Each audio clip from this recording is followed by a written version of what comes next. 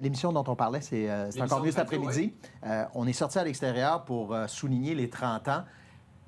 Comment ça se fait que 30 ans plus tard, on est encore là? Puis regardez MC Gilles qui a presque la larme à l'œil. La nostalgie, Comment ça nous que tient. c'est encore Pourquoi? comme ça? Pourquoi MC Gilles? Parce que c'est de l'émotion brute, parce que Québec aussi était une grande ville d'Amérique du Nord. On oublie que le fait de porter le fleur de lys, on en parlait avec les anciens cet après-midi, et donc on se replonge. Là. Évidemment, il y a l'AMH 73, mais elle arrive dans les salles en 79, on a grandi le Colisée, et là, il y a le référendum de 80. Ouais. Et imaginez-vous, à l'époque, surtout dans le Canada anglais, des gens qui portaient un chandail de fleurs d'Elysée. Et là, les Stachny arrivent dans les années 80. Et là, les Stachny arrivent du bloc de l'Ouest. Donc, ce sont des Soviétiques pour les gens, Des communistes. des communistes. Et donc, sur la glace, ils nous racontent que quand ils étaient dans l'Ouest canadien, entre autres, les gens leur criaient que c'était des séparatistes communistes. Donc, c'était le mal. Non, donc, on était les défenseurs. En plus, on se mettait contre le Canadien de Montréal. On était des petits frères. Ouais. Et finalement, en 82, on les bat en série, ce qui fait que tout d'un coup, on n'est plus le petit frère. On est rendu de calibre, pour ne pas dire meilleur qu'eux. Donc là, voyez-vous, toute Il y avait toute l'émotion. la notion de Québec est aussi grand que Montréal. Bien sûr, et aussi grand que n'importe où. Et en plus, la ville étant la ville, c'est une ville européenne en Amérique du Nord. T'arrêtes-tu que je suis né ici, hein, c'est ma ville? Un bon ambassadeur. Il s'est passé tellement de choses, des milliers d'anecdotes, certaines qui se racontent, certaines qui se racontent pas en ondes. Tu sais, je me rappelle d'avoir croisé Joe Sakic à Place Laurier. Oui. À Montréal, ça arrive rarement que tu croises au café. À Washington, c'est rare que tu croises Alex Ovechkin. Donc, il y avait cette proximité-là. Et le Colisée étant petit aussi, on était proche de ces joueurs-là. Et je pense à Rendez-vous 87, les meilleurs joueurs du monde étaient ici. On était le centre du monde. Ouais. Et je suis encore fâché, pas juste triste, fâché. Comme vous voyez, il ne faut pas me partir là-dessus parce qu'on a l'heure. On y a mis un Saint-Saëns, là, puis il est parti. On a vendu les Nordiques pour 75 millions de dollars en 95. D'ailleurs, en passant, ils ont gagné la Coupe au Colorado. L'année d'après. Et je sais, Patrick Roy était Avec rendu à Patrick Roy. Roy. Mais Patrick Roy est né à Sainte-Foy aussi. Alors, on a un lien. Tout ça pour dire que si on avait investi, si on l'avait su, mais si on avait gardé les Nordiques avec 75 millions, ça vaudrait 1,3 milliard aujourd'hui. Ça aurait été le meilleur investissement qu'on n'a jamais fait. Nommez-moi un prêt comme ça qui aurait fait autant d'argent. Mais non, ça coûte cher. On aurait perdu 100 millions par année. Votre maison, là, elle vous coûte cher en ce moment parce que vous payez des taxes, vous l'entretenez, vous tondez le gazon, vous changez les gouttières. Mais vous allez la vendre 10 fois le prix dans 30 ans. On est stupide. Je pense qu'on va le booker pour le 35e anniversaire du départ de l'équipe. J'essaie de mettre du contenu, voyez-vous, c'est pas pire, hein? Je veux juste mentionner un petit quelque chose. Vous pensez qu'il est intense? Vous avez combien de chandails des Nordiques? J'ai 28 chandails Nordiques. Je ne connais pas quelque chose que je n'ai pas en ce moment. Quand les remparts ont rendu hommage aux Nordiques, ils ont porté un chandail. J'ai ce chandail-là. Oui, je l'ai. D'ailleurs, la mère du joueur de qui j'ai acheté voulait avoir le chandail. Je suis désolé, madame, il est à moi. J'ai plus de cœur dans cette histoire-là. J'ai le chandail des Aces de Cornwall qui ont été le club d'école, de l'Express de Fredericton, Citadelle d'Halifax. J'ai évidemment des rondelles. J'ai les cartes de tous les joueurs. Parce qu'à un moment donné, moi, je suis un ramasseux.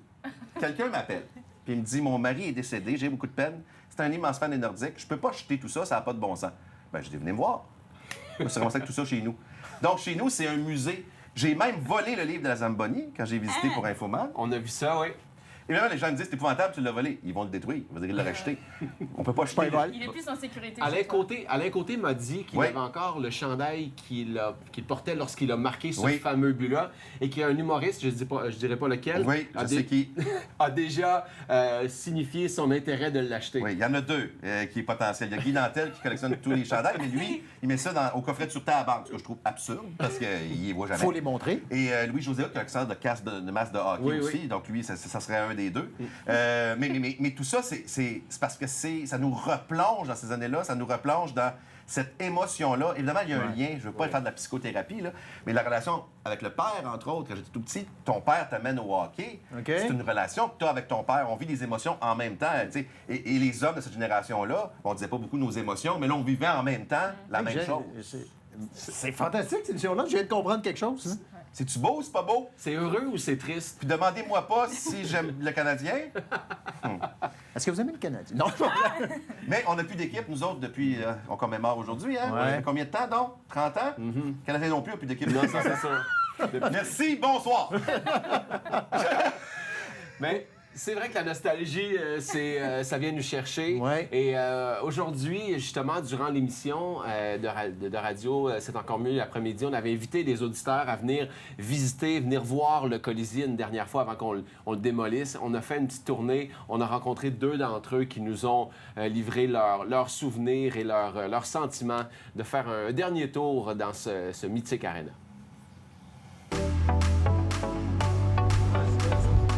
Est-ce qu'on rentre par l'entrée nord-ouest? C'est juste que c'était l'entrée des joueurs, puis c'est ma première job à vie au Colisée, quand j'avais 15 ans. Puis on rentrait par la même entrée que les joueurs. Fait que c'était vraiment impressionnant quand t'étais un petit cul.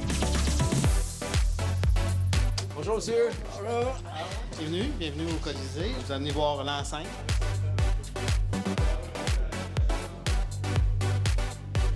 Bienvenue dans l'enceinte du Colisée.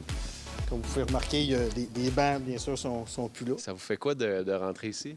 Bien, alors, c'est sûr qu'on a eu des belles années. Je suis en train de me demander où étaient nos billets quand on avait des billets de saison. Parce que nous autres, mon mari et moi, là, on venait dans le temps de la MH et les Nordiques jusqu'à la toute fin. Là. Voilà, Forsberg a essayé de remettre devant. Fait que ça a été une très belle époque. Vous avez passé des belles soirées ici? Ah oui, oui. Sauf contre les Canadiens. Parce que là, il y avait tellement de partisans pour les Canadiens que c'en est très frustrant quand on prenait pas l'avance. Pour vous, c'est des bons souvenirs avant tout. Ben oui. Dans la MH, là, c'était des parties avec des gros scores. C'était vraiment de l'offensive. C'était vraiment le fun. Hein? On a eu la Coupe AFCO. Alors, ça a été des très belles années tout ce temps-là. C'est juste triste que ce soit terminé. C'était un peu boucler la boucle pour moi. Premier travail à vie à 15 ans. J'entrais par la même entrée que les joueurs. Mon père venait me reconduire. Il était si fier. Puis, tu sais, sachant qu'il va être démoli, c'est de la nostalgie. C'est clair que c'est un mot, c'est la nostalgie. C'était quoi d'avoir un travail étudiant au Colisée à l'époque? C'était une certaine fierté. Puis, ben oui, j'ai grandi dans un univers où on écoutait tous les matchs, autant à la radio qu'à la télé. Donc, là, tu te sens un peu dans la famille, bref. Il va rester des beaux souvenirs. Que ça, en fait. Ouais. Que ça. Même les matchs du lundi où il n'y avait pas grand monde, c'est bon. C'est bon.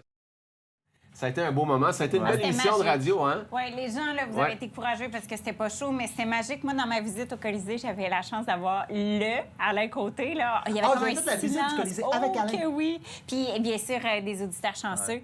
Il y avait comme un silence. On le laissait vivre aussi son moment. Puis après ça, tout le monde clic.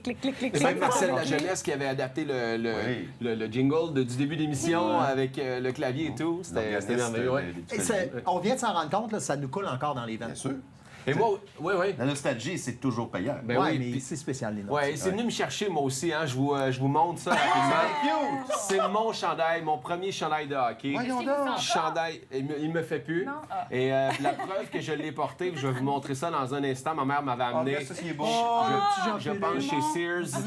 Et j'ai la pause pour qui en est la preuve. Oh, c'est mignon. On dirait un petit Saint-Jean-Baptiste, comme disait ma grand-mère. J'étais frisé et tout. Mais là, moi, j'attends un garçon, là. Non, on passe pas. Ah non, je peux pas vous faire ça. Tu peux le donner à MC Gilles, ça va y en faire 29. Non, je garde ça, ça en face, regarde ça, c'est un souvenir. Oui. Non, je le merci, garde. MC Gilles. Merci à vous, félicitations. Puis comme dirait l'autre, go Nordique go. On va le garder,